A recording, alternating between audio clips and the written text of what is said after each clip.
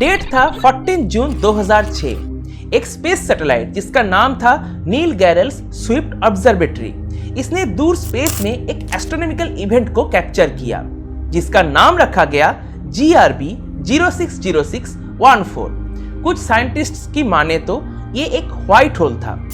ये एक gamma ray burst था।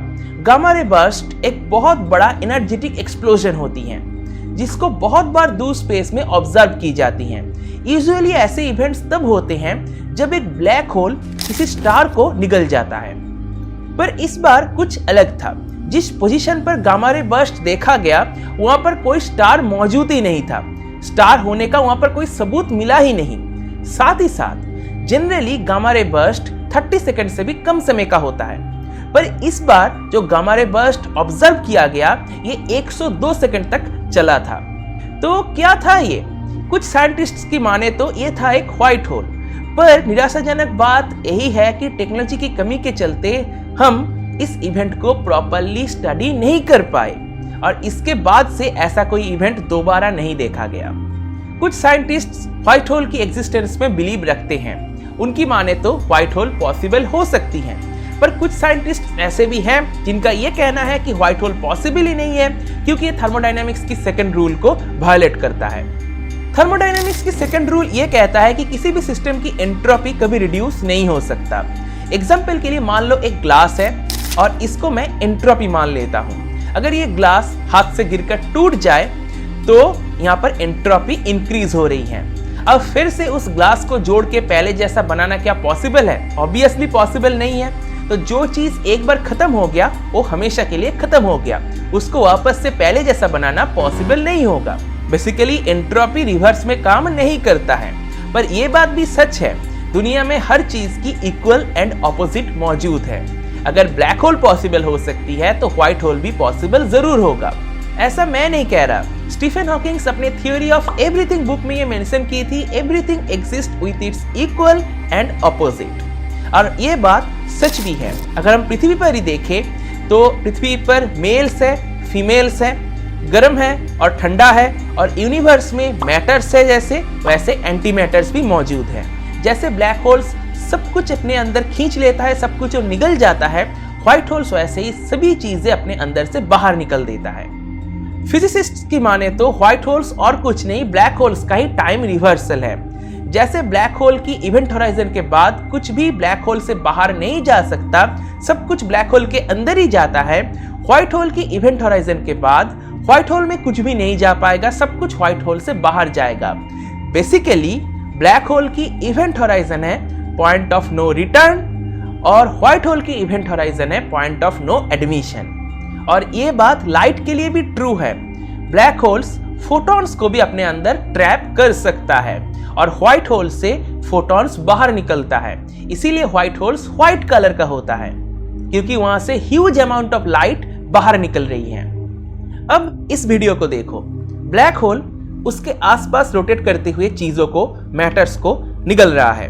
अब इसी वीडियो को रिवर्स में देखते हैं। सब कुछ जैसे ब्लैक होल से बंदूक से निकली हुई गोली की स्पीड में बाहर की तरफ फेंका जा रहा है। यही तो है व्हाइट होल। आइंस्टाइन ने अपने थ्योरी ऑफ रिलेटिविटी की फील्ड इक्वेशन से ब्लैक होल्स का कॉन्सेप्ट प्रूफ किया था। उनका ही इस इक्वेशन का एक और समाधान है व्हाइट होल्स। इंटरेस्टिंगली आइंस्टाइन ने अपने फील्ड इक्वेशन को पूरी तरीके से सॉल्व नहीं कर पाए थे, उन्होंने जस्ट एक अप्रोक्सीमेट रिजल्ट शो किया था। पर जर्मन फिजिसिस्ट कार्ल श्वार्ज़चाइल्ड ने उनके इक्वेशन को 1916 में पूरी तरीके से सॉल्व किया। उनका ही सॉल्यूशन था जिससे आज साइंटिस्ट सिंगुलरिटी के कॉन्सेप्ट को समझ पाए, साथ ही कितने मास के साथ स्पेस टाइम कितना बेंड होगा उसका भी अंदाजा साइंटिस्ट लगा पाए। कार्ल श्वार्ज़चाइल्ड ने कहा था, जब कोई तारा, कोई स्टार अपने हाइड्रोजन फ्यूल को खत्म करके ब्लैक होल में कन्वर्ट हो जाती हैं, तब वो ब्लैक होल जो भी मैटर्स खींचता है अपने अंदर, सब कुछ एक वार्म होल से पास होके सिंगुलरिटी से बाहर निकल जाता है। और ये सिंगुलरिटी और कुछ नहीं है हमारा व्हाइट होल। अभी ये जस्ट एक थ्योरी है, अभी इसका कोई सटीक प्रूफ साइंटिस्ट के पास नहीं है। अब मान लो जो भी कॉन्सेप्ट्स मैंने आपको बताया ये सब कुछ सच है, व्हाइट होल सच में पॉसिबल है। अब आपने सोचा कि मैं एक स्पेसशिप उठाता हूं और जाऊंगा व्हाइट होल के अंदर, तो क्या होगा? जैसा कि मैंने आपको पहले ही बताया, व्हाइट होल की इवेंट होराइजन के बाद व्हाइट होल के अंदर कुछ भी जा नहीं सकता। फिर भी अगर आप जाने की कोशिश करते हो तो व्हाइट होल से निकलने वाली गामा रेडिएशन की वजह से आपका स्पेसशिप बहुत ज्यादा हीट हो जाएगा और वो पिघलने लगेगा और एक समय पूरा पिघल जाएगा। पर फिर भी अगर आप कोई एक एडवांस्ड स्पेसशिप लेते हो जो नहीं पिघलेगा तो क्या होगा, व्हाइट होल के अंदर जैसे आप एंट्री लोगे आपको वहां पर कुछ भी दिखाई नहीं देगा। सामने से इतना ब्राइट लाइट आएगा कि आपको कुछ भी दिखाई नहीं देगा। व्हाइट होल से constantly huge amount of light and radiation emit होती रहती है और ये लाइट होती है व्हाइट कलर का। जैसे कि हम सभी जानते हैं व्हाइट लाइट डिफरेंट कलर्स की या फिर यूं कह लो डिफरेंट वेवलेंथ की लाइट्स की मिक्सचर होती है। तो अगर आप स्पेसशिप में बैठकर व्हाइट होल में एंट्री लोगे तो आपको कुछ भी दिखाई नहीं देगा, जो कि मैंने आपको बताया। इतना ब्राइट लाइट आएगा कि आप पूरी तरीके से ब्लाइंड हो जाओगे, कुछ भी दिखाई नहीं देगा। अब देखो ये सब कुछ तो थ्योरी है, सब कुछ कॉन्सेप्ट्स हैं और इसको प्रूफ होने में अभी टाइम तो लगेगा ही। सोच के देखो, ब्लैक होल्स भी तो एक समय थियोरेटिकल कॉन्सेप्ट ही हुआ करता था, पर बाद में इसको प्रूफ कर दिया गया। अब व्हाइट होल्स के साथ भी ऐसा हो सकता है। May be in future white holes भी प्रूफ कर दिया जाए। व्हाइट होल्स की जितने भी कॉन्सेप्ट है ये सब कुछ सच में हमें देखने को मिले। अब फिर से मैं वीडियो के स्टार्टिंग में आ जाता हूँ। जो गामा रे बर्स्ट हमने देखा था GRB 060614 वाले इवेंट में, ऐसा हो सकता है कि वो एक व्हाइट होल ही था। अब इसका सटीक प्रूफ तो हमारे पास है नहीं, तो शायद हाँ हमने व्हाइट होल को देखा है।